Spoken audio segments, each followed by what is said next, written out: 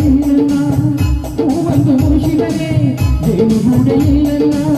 ತನ್ನೆಲ್ಲ ಕೆಚ್ಚಲು ಕರುವಿಗೆ ಅಂದರೆ